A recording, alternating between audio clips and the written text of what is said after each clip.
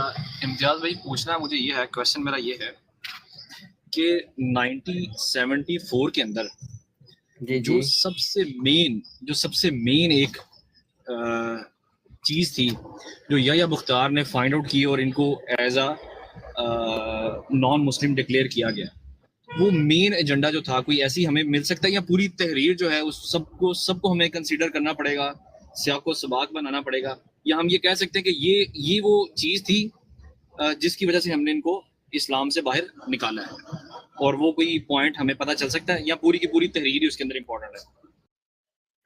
اس میں انشاءاللہ عامر بھائی بھی اپنے ایڈ کریں گے. اس میں اویس بھائی اس طرح ہے کہ اس کے ساری چیزوں کو ذرا ملا کے فیصلہ دیا گیا تھا، لیکن اس میں 2-3 باتیں بڑی اہم تھیں جن کا کوئی جواب نہیں دے سکے. مثلا ساری امت کو جو مرزا غلام قادیانی پہ ایمان نہیں لاتی یہ کافر سمجھتے ہیں، مانتے ہیں، لکھا ہوا ہے. ایک تو یہ بات انہوں نے بالکل ان کے سامنے عیاں کر دی، اور یہ بالکل جیسے آتا قرآن کے اندر فبہت الذی کفر، کہ ان کے پاس آگے سے کوئی جواب نہیں تھا، اور اس اپنی ساری بات چیت کو یہ بالکل پھر ڈیفینڈ نہیں کر سکے، کیونکہ بھئی آپ لوگ تو پہلے ہمیں کافر قرار دے کے بیٹھے ہوئے ہیں. اچھا ایک بات. اور دوسری بات وہی بات جو ہم نے کئی مرتبہ ہم نے بھی ہائی لائٹ کی ہے، کئی لوگوں نے کی ہے، کہ مرزا غلام قادیانی کو وہی سٹیٹس دینا جو نعوذ باللہ نبی پاک حضرت محمد صلی اللہ علیہ وسلم کا جو سٹیٹس ہے، یہ سٹیٹس دینا، یہ اب ایسی چیز ہے کہ جس کا سوائے انکار کے ان کے پاس کوئی جواب نہیں ہوتا. لیکن یہاں تک کہ آپ سب لوگ جانتے ہیں جنہوں نے اس کو پڑھا ہے کہ مرزا جو ناصر تھا اس وقت جو ان کا پیش ہو رہا تھا خلیفہ اسمبلی کے اندر، وہ مکر گیا. جب وہ حوالہ پیش کیا گیا اس کے سامنے کہ بھئی یہ مرزا صاحب کے موجودگی میں اشعار پڑھے گئے ہیں کہ نعوذ باللہ کے محمد پھر اتر آئے ہم میں اور پہلے سے ہیں بڑھ کے شان میں، تو آگے سے اس نے کہا یہ جو فضل اخبار یہ تو ہمارا ہے ہی نہیں ہے.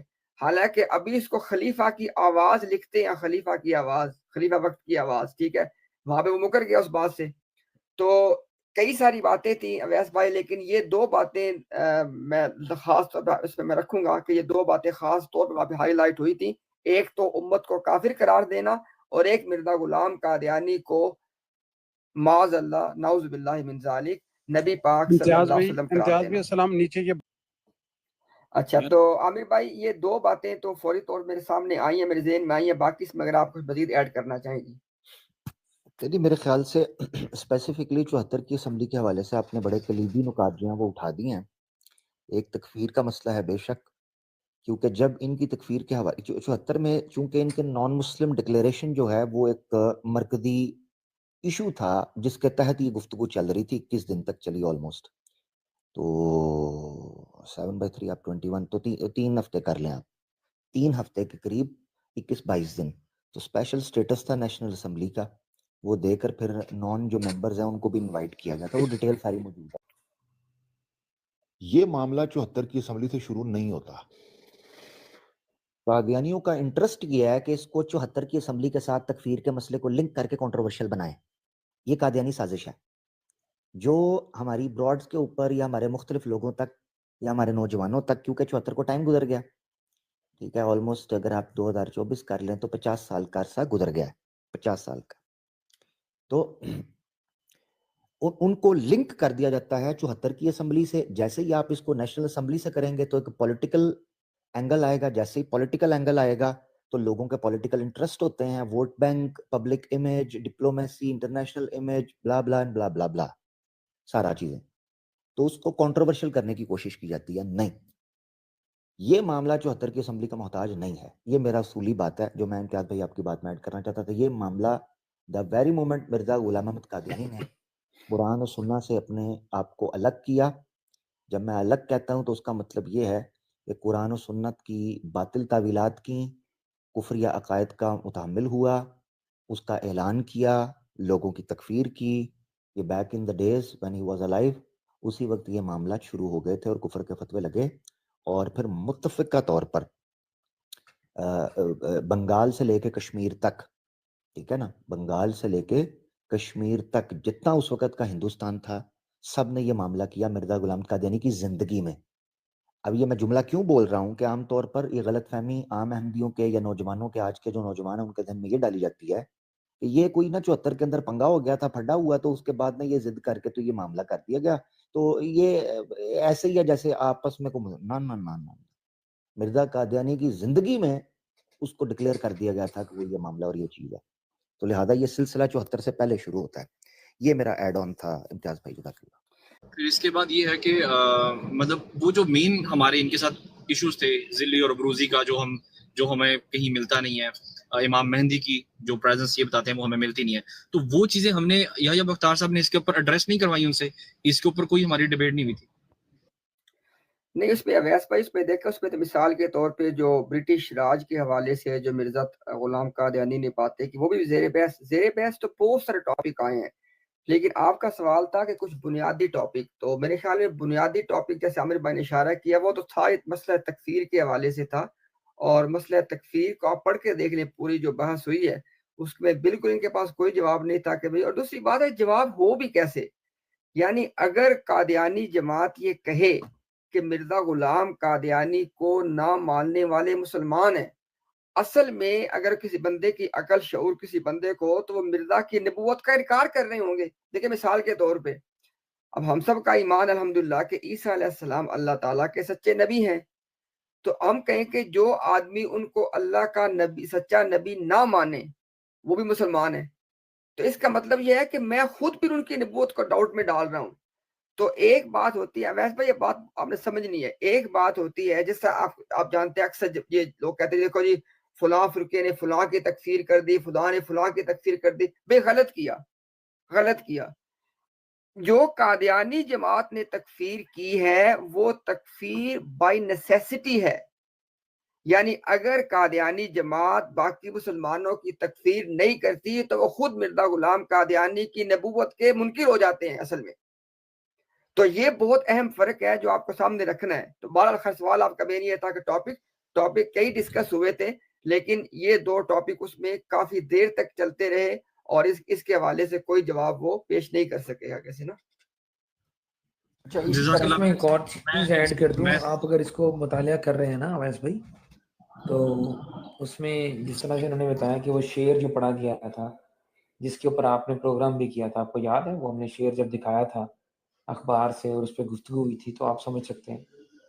اسی طرح کی ایک اور بات بھی تھی، وہ یہ تھا کہ ان کا ایک رسالہ تھا درود شریف، اور اس کے اندر نماز کے اندر درود ابراہیمی کے اندر غلام احمد کا جو ہے وہ درود ایڈ کیا گیا تھا.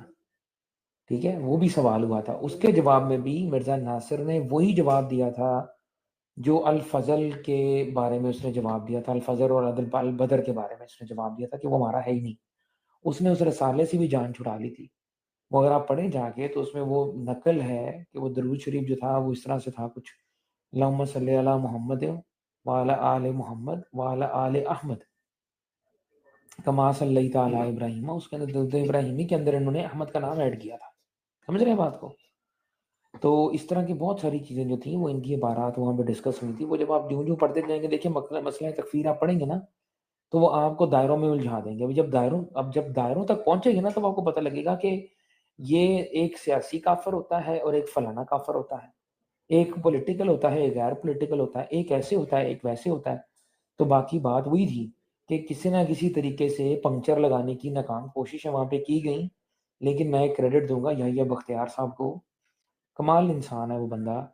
اس نے ایسے کوشچنز کیے، ایسا کراس اس بندے نے کیا مرزا ناصر کا کہ آپ جب پڑھیں گے تو آپ واقعی رش کریں گے کہ یار ایک بندہ جس کا کہ بیک گراؤنڈ اتنا دینی نہیں ہے، وہ ایک وکیل ہے، لیکن اس نے کیسے کراس کیا اس کے ساتھ. اس کی کراس ایگزامینیشن ہے اصل میں وہ ٹیکنیکس پڑھنے والی ہیں، وہ گفتگو سیکھنے والی ہے کہ وہ کراس ہوتا کیسے ہے. تو جو مناظرین ہیں ان کو ہم اس لیے کہتے ہیں کہ وہ ضرور پڑھیں 1974، کیونکہ اس میں آپ کو ان کے جوابات کا پتہ لگ جائے گا، دوسرا ان کے تضادات کا پتہ لگ جائے گا، تیسرا سوالوں کو کیسے رکھتے ہیں، اس سے کیا نتیجے اخذ کرتے ہیں، وہ سب سے زیادہ امپورٹنٹ چیز جو ہوگی سامنے آئے گی. ایک آخری بات کروں گا، پھر آپ کو اس پروسیڈنگ کے اینڈ پہ یہ بھی ملے گا کہ ان کے کنسنسس کے ساتھ یہ جو پارلیمنٹ کی کارروائی تھی اس کو سیل کیا گیا تھا. ان کے کنسنسس کے ساتھ تھا. مرزا ناصر نے اپنے منہ سے کہا تھا کہ ہاں جی اس کو سیل کر دینا بہتر ہے، اس نے سیل کروایا تھا. جبکہ مرزا طاہر نے باہر آ کے اتنی بڑی فاؤل کھیلا کہ اس نے کہا کہ اگر یہ شائع کر دی جاتی تو پورا پاکستان قادیانی ہو جاتا. تو جب یہ آہستہ آہستہ بات اس میں بڑھے گی، اس میں بہت سارے ہیں. تو مین وہی بات ہے بھائی کہہ رہے ہیں جو کہ مسئلہ تکفیر کی بات تھی.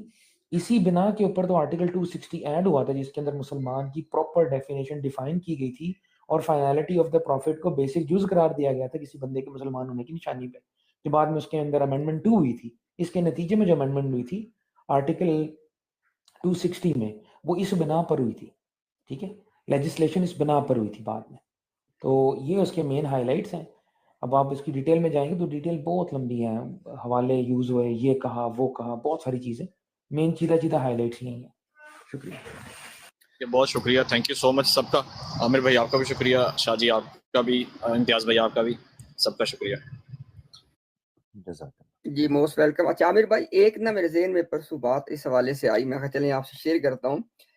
ہم سب جانتے ہیں جناب کہ جب بھی یہ تکفیر والی بات ہوتی ہے نا تو آگے سے ایک حدیث پیش کرتے ہیں یہ احمدی لوگ، یہ کہتے ہیں جی کہ دیکھو حدیث میں آ گیا کہ جو ہمارے والی نماز پڑھے، ہمارے قبلے کی طرف منہ کرے اور ہمارا ذبیحہ کھائے وہ شخص مسلمان ہے. اس حدیث کا تو مرزا صاحب نے انکار کر دیا. جب مرزا صاحب نے کہا کہ اللہ تعالیٰ نے مجھے یہ خبر دی ہے کہ جس شخص تک تیری دعوت پہنچی اور وہ تیرے پہ ایمان نہیں لایا تو وہ مسلمان نہیں ہے. اب وہ ہمیں جو حدیث پیش کرتے خدا کے بندوں، اس حدیث کا انکار تو خود مرزا صاحب کر گئے ہیں. بالکل ایسے ہی